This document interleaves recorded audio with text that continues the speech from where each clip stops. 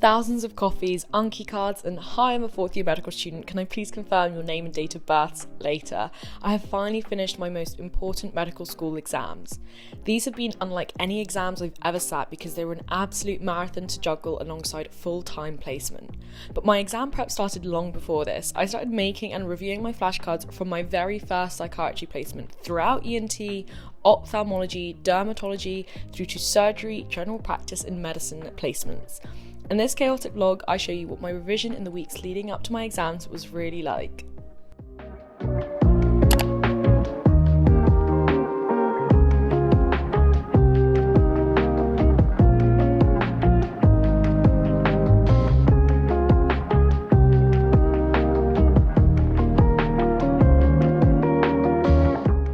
Okay, so I said I would vlog because I think, you know, exam season, you guys want to see how I revise, you guys want to see my routine, I'll get loads of views, it'll be really fun to film. But here I am, like a week into my revision, and I haven't filmed anything, and I'm not even sure that this is going to go up. It is because when I revise, like since I can remember, I just sit by my desk for hours at a time, do not move, do not even really get changed. I wear the same thing to revise for like a week at a time. Toothpaste down my front, mugs everywhere, plates everywhere. I don't try and make things look pretty, like it is all like hectic pieces of paper everywhere. No one wants to see that. I just came back from a cardiology teaching session because I missed cardiology week because I had COVID, which made studying cardiology very difficult because who can study ECGs by themselves? Who can learn that by themselves? Not me.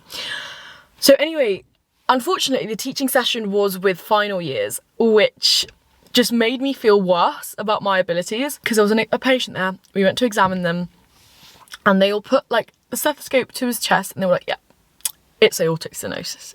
It's obviously aortic stenosis. And I was like, okay guys, if it's pretty obvious, let me have a go. So I go put my stethoscope on the patient's chest. I'm like listening. I just can't even hear his heart. This goes on for quite a while and the patient laughs. He's like, oh, does this mean I have no heart then? And I'm like, I don't know, like what is a murmur? Will I ever know what a murmur is? No. If in my OSCE a patient comes with a murmur, honestly, God forbid. So yeah, now that that's finished, I'm gonna go and revise. But the reason we're in my car now is because I can drive. I officially have a driving license. Honestly, I never thought it would be possible because none of my family knows how to drive and we don't have a car at home.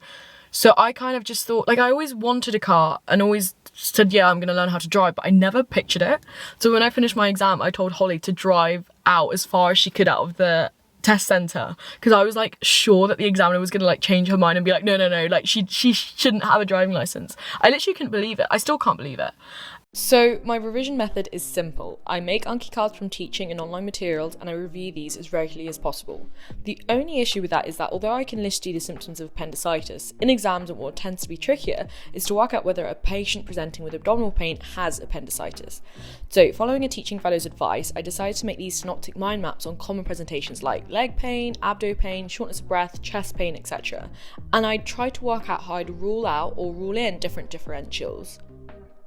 As many of you know, I recently had my fourth year medical school exams which involved OSCEs. These are circuits made up of stations that test your clinical skills, professionalism and communication skills. They are very similar to MMI exams which medical schools use to offer places to aspiring medical students. Now, I was way more prepared to sit my OSCE exams than my MMI exams because we'd had countless revision sessions and opportunities to practice all our skills on real patients whilst being supervised by real doctors. So if you're wanting to get some practice and some feedback before the big day, then please check out Medic Mind's MMI course. It is the leading MMI course in the UK that is written by MMI examiners and trusted by NHS and medical schools. You'll get to practice a variety of stations such as NHS and COVID-19 stations, medical ethics stations, data interpretation, communication skills, role play stations, and many more. They have many packages to choose from, as well as an online interview course and a one-to-one tutoring course with a current medical student. If you're interested, please click the link in the description or in my bio and use the code Aymara10 for 10% off your order.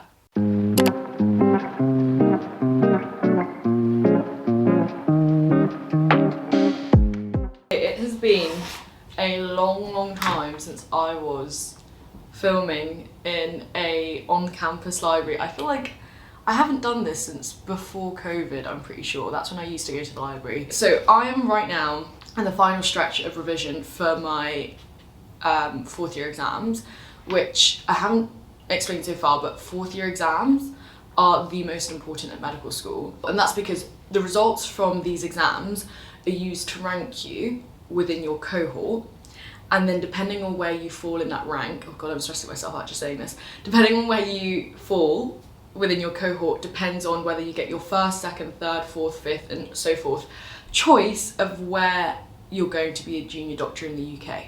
So for people who want to go somewhere competitive like London, they ideally want to be in the top 10% of their cohort so that they get enough points to be able to get a junior doctor job in London. I'm staying in Nottingham, which isn't too competitive, but obviously I still want to do well, and who knows what the competition rates are going to be like. Anyway, long story short, I'm in the final stretch. My first exam is on Monday, and yes, I'm very stressed. I'm very underprepared. I feel like I was more prepared for my year 10 exams simply because you get study leave. At medical school, suddenly study leave isn't a thing. You get 1 week from where placement finishes to exams, which is really stressful because I just finished my most intense placement and I'm still learning new stuff. I do have to cut my losses, kind of. So I have to be like, realistically, do I go back and revise and make sure I know content really well, or do I keep learning new things? Do you know what I mean?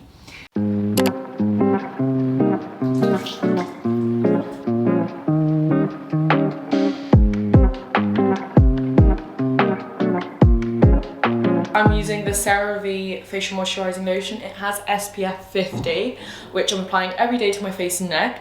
The thing that made me want to get SPF 50 and start putting it on my neck is I don't know if loads of people on med Twitter would have seen that photo of that like 100-year-old lady who wore SPF on her face every day like the last 80 years, but none on her neck. Her face was like glowing, but her neck was like, it looked like it probably had some sort of like pre-malignant or malignant lesions, like it was quite bad. So that's really shocked, and I think us all in the system of like, we need to wear SPF, and it's non-comedogenic, so it doesn't give you any spots.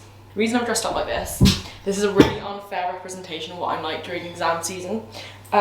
Basically, I need to get out of the house, I need to be working in the environment, and I think when I like get dressed up and like do my hair, it makes me feel a bit more motivated and like eager to leave the house.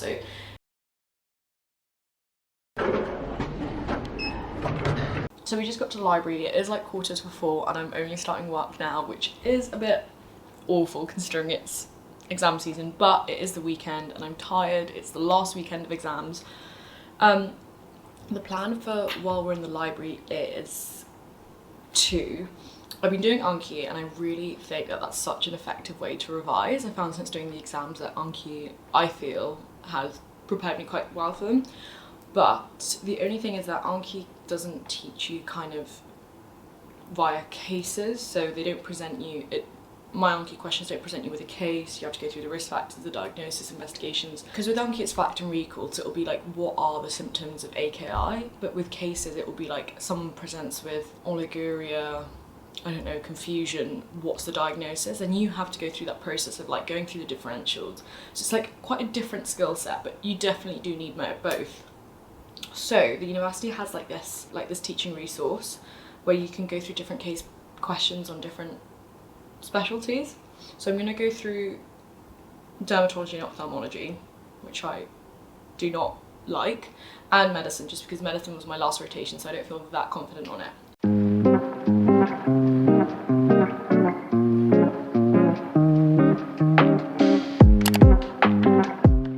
I don't know if it's the procrastination or what's got into my head. For some reason I've decided to vlog.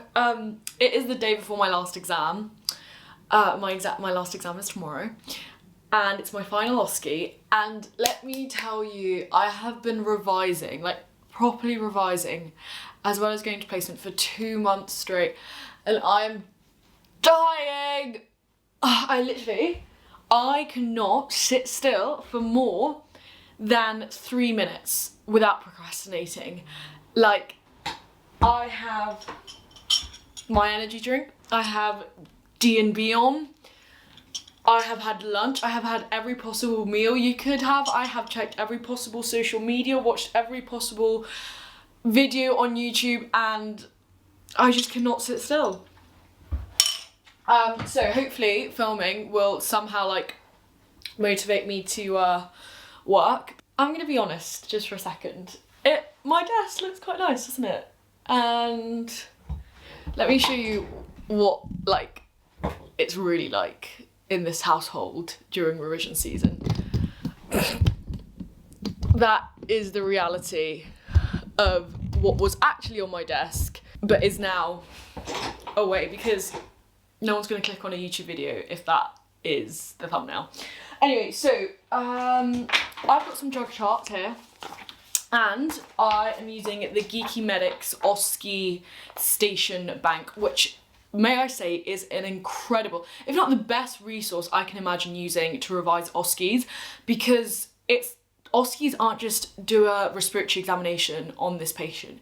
It is prescribing, it is chest X-ray interpretation, ECG interpretation, ABG interpretations, it is doing SPA handovers, it is doing all sorts of things, which I think if you just practice examinations, that's not everything, or like a history, that's not the full breadth which OSCEs can test you on.